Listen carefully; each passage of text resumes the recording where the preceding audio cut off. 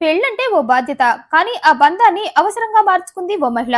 బీహార్ నాగపూర్ లో ఉంటున్నాడు 30 ఏళ్ల విజయ్ సహాని. ఇతని వృత్తి అడ్డదారులో వెళ్లి సంపాదించటం.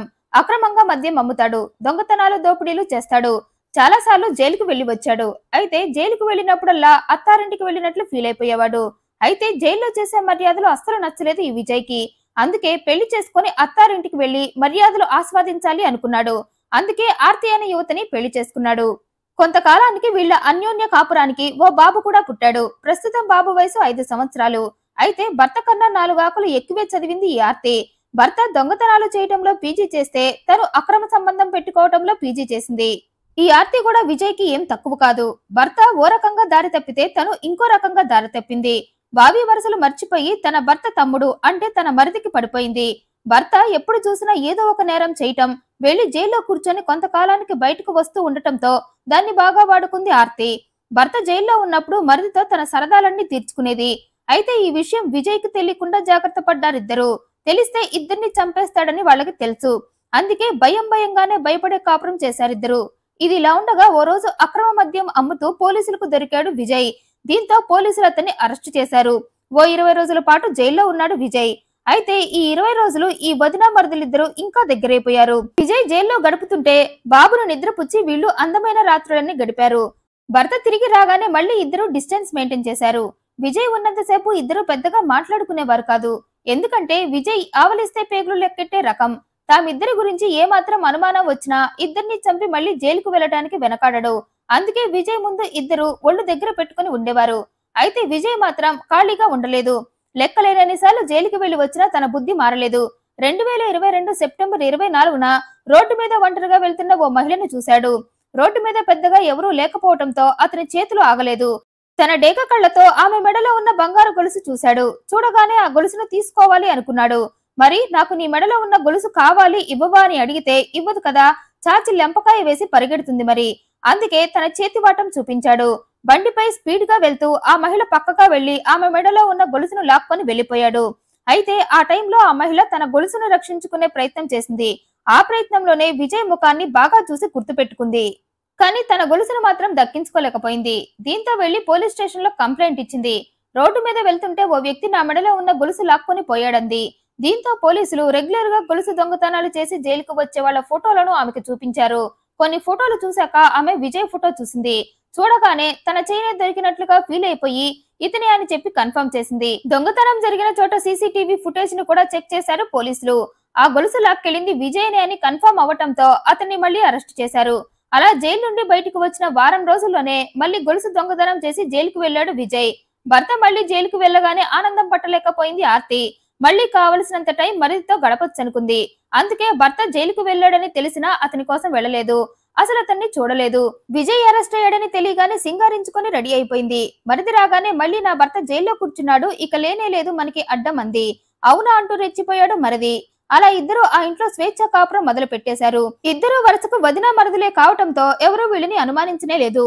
అయితే జైలుకు వెళ్లిన విజయ్ పాత కేసుల్లో కూడా అతనే దోషి అని తేలటంతో అతని శిక్ష పొడిగించింది కోర్టు. దీంతో 2 ఏళ్ల పాటు విజయ్ జైల్లోనే ఉండిపోయాడు. అయితే ఈ 2 ఏళ్లలో జరగాల్సినవన్నీ జరిగిపోయాయి. ఈ కసి ప్రేమికులిద్దరూ ఫెవికాల్లా అతుక్కుపోయారు. ఎలాగో విజయ్ జైల్లో ఉన్నాడు. ఒకవేళ జైలు నుండి వచ్చినా మళ్లీ ఖచ్చితంగా ఏదో ఒక నేరం చేసి జైల్లో కాపురం పెడతాడు. అందుకే ఇక అలాంటి వాడితో ఎందుకనుకుంది భార్య. వెంటనే మరిదిని మనువాడేయాలి అనుకుంది. ఈ సభ్య సమాజం ఏమనుకున్నా తనకు అవసరం లేదనుకుంది. చీ అన్నా చేదరించుకున్నా చీప్ గా చూసినా ఏ చీకు చింత లేకుండా మరిదితో కాపురం చేసి బిడ్డను కనాలి అనుకుంది. అందుకే భర్త జైలుకు వెళ్లగానే మరిదితో పుస్తల తాడు కట్టించుకుంది. అదే ఊళ్ళో అదే ఇంట్లో కాపురం కూడా మొదలుపెట్టింది. ఆర్తి అర్ధాంతర కళ్యాణం విని అందరూ షాక్ అయిపోయారు. అది మరిదిని పెళ్లి చేసుకుందని తెలిసి నోరెళ్లబెట్టారు ఊరి వారంతా. ఇక బంధువులైతే నీకిదేం పోయే కాలం అని ఆమెను తిట్టారు. అయితే ఆ అవమానాలన్నింటినీ ఆర్తి పెళ్లికి ముందే ఊహించటంతో అవేవి పట్టించుకోలేదు. చక్కగా మరిదితో సంసారం మొదలుపెట్టింది. తన మాజీ భర్తకు పుట్టిన బాబుతో తన రెండవ భర్తను నాన్న అని పిలిపించింది. ఇతను నాన్న కాదు నాకు బాబాయ్ కదా అన్నా, కాదు ఇక నుండి ఇతనే నీ నాన్న. అప్పట్లో మీ నాన్న వేరు, ఇప్పుడు ఆ పోస్ట్ మీ బాబాయ్కిచ్చా. అందుకే ఈ రోజు నుండి నువ్వు బాబాయ్నే నాన్న అని పిలవాలని శాసించింది. కొన్నాళ్లు తిరిగేసరికి మరిదితో ముచ్చటైన కాపురం చేసి ఓ పాపను కూడా కనింది. అలా 2 ఏళ్లు గడిచిపోయాయి. ఊళ్ళో వాళ్ళు బంధువులు కూడా ఆర్తి పనులకు అలవాటు పడిపోయారు. కొన్నాళ్లు ఇద్దరిని తిట్టినా ఆ తర్వాత ఆ విషయాన్ని లైట్ తీసుకున్నారు. అయితే సరిగ్గా అప్పుడే జైలు నుండి విడుదలయ్యాడు విజయ్. విడుదల కావటంతో ఆత్రంగా ఆశగా తన ఇంటికి వెళ్ళాడు. ఇంట్లో భార్య కనిపించింది. పక్కనే తన కొడుకున్నాడు. ఇద్దరిని చూడగానే దగ్గరికి వెళ్లి ప్రేమగా హత్తుకోవాలి అనుకున్నాడు. అయితే ఈలోగా ఓ చిన్న పాప ఏడుపు వినిపించింది. దీంతో ఒక్కసారిగా ఆగిపోయాడు విజయ్. ఏడుస్తున్న ఆ పాప ఎవరా అని చూశాడు. ఈలోగా భార్య వస్తున్న తల్లి ఏడవకు అంటూ పాప దగ్గరికి వెళ్లి ఎత్తుకొని పాలిస్తుంది. అయితే అక్కడే ఉండి అదంతా చూస్తున్న విజయ్ కి ఏం అర్థం కాలేదు. ఈలోగా మరిదొచ్చాడు. పాప ఏడుస్తుందా అని అడిగి ఎదురుగా ఉన్న అన్నను చూశాడు. చూడగానే ఎప్పుడు జైలు నుండి వచ్చావని అడిగాడు. నేనెప్పుడు వచ్చింది తర్వాత ముందా పాప ఎవరో నాకు చెప్పండి అన్నాడు. మా పాపే అన్నారిద్దరు ఒకేసారి. మీ పాప అదెలా అన్నాడు పాపం అమాయకంగా. మేమిద్దరం పెళ్లి చేసుకుని ఈ బిడ్డను కన్నామన్నారిద్దరు. ఆ విషయం వినగానే చెల్లించిపోయాడు భర్త. నా తమ్ముడు నీకు మరిది, నా భార్య నీకు వదిన, అలాంటిది మీరిద్దరూ పెళ్లి చేసుకోవటం ఏంటన్నాడు. వావి వరసలు మరిచిపోయి ఇంతకు తెగించారా అని ఇద్దరిని తిట్టాడు. దీంతో ముగ్గురికి గొడవ స్టార్ట్ అయింది. ఆ గొడవల్లో ఒకరినొకరు తన్నుకున్నారు. మీ ఇద్దరిని వదిలేదే లేదంటూ ఇద్దరిని పట్టుకుని చితకబాదాడు విజయ్. మరీ ముఖ్యంగా భార్య ఆర్తి ఆర్తనాదాలు వినాలని ఆమెను అస్సలు వదలలేదు. కుయ్యో మొర్రో అని రెంకలేస్తున్నా ఆమెను వదలలేదు. అన్న విశ్వరూపం చూసిన తమ్ముడు అక్కడే ఉంటే ఆర్తితో పాటు తన భర్తం కూడా పడతాడని మెల్లగా అక్కడి నుండి జారుకున్నాడు. అయితే అలా పోయేవాడు పాపను కూడా తనతో తీసుకుపోయి ఉంటే ఈ రోజు పాప ప్రాణాలతో ఉండేది. కానీ అక్కడ కూడా అతను తన స్వార్థం చూసుకున్నాడు. ఎప్పుడైతే అన్న ఆర్తిని కొడుతున్నాడో తన ప్రాణం మీద ఉన్న తీపితో ఏం ఆలోచించకుండా అక్కడి నుండి పారిపోయాడు. అదే పాప చావుకి కారణమైంది. అప్పటికే భార్య చేసిన తప్పుకి ఆవేశంతో ఊగిపోతున్న విజయ్ పక్కనే ఏడుస్తూ ఉన్న పాపను చూశాడు.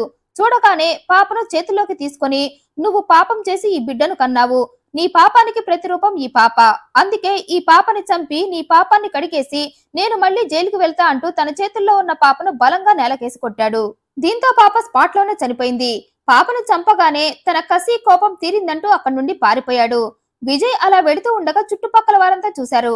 అప్పటికే ఏంటి ఆ అరుపులు అనుకుంటూ ఉండగా విజయ్ సీరియస్ గా వెళ్లటం చూసి వారంతా వెంటనే ఆర్తి ఇంటికి వెళ్లారు. అప్పటికే లోపల ఆర్తి కింద పడిన పాపను లేపే ప్రయత్నం చేస్తుంది.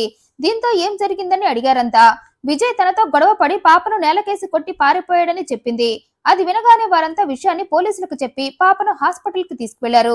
ఆ పాపను పరీక్షించిన డాక్టర్స్ పాప అప్పటికే చనిపోయిందని చెప్పారు.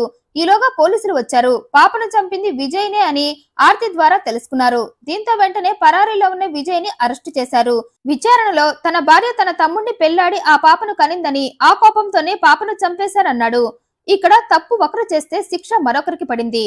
తప్పు చేసింది భార్య, కానీ ఆమెను శిక్షించకుండా అన్యం పుణ్యం ఎరగని పసిబిడ్డను శిక్షించాడు విజయ్. విజయ్ చేసిన ఈ పనిపై మీ అభిప్రాయాన్ని కమెంట్ రూపంలో తెలియజేయండి. మరింత ఇంట్రెస్టింగ్ అండ్ జెన్యూన్ ఇన్ఫర్మేషన్ కోసం ఈ వీడియోను లైక్ చేయండి, షేర్ చేయండి, మా ఛానల్ సబ్స్క్రైబ్ చేయండి. Thanks for watching.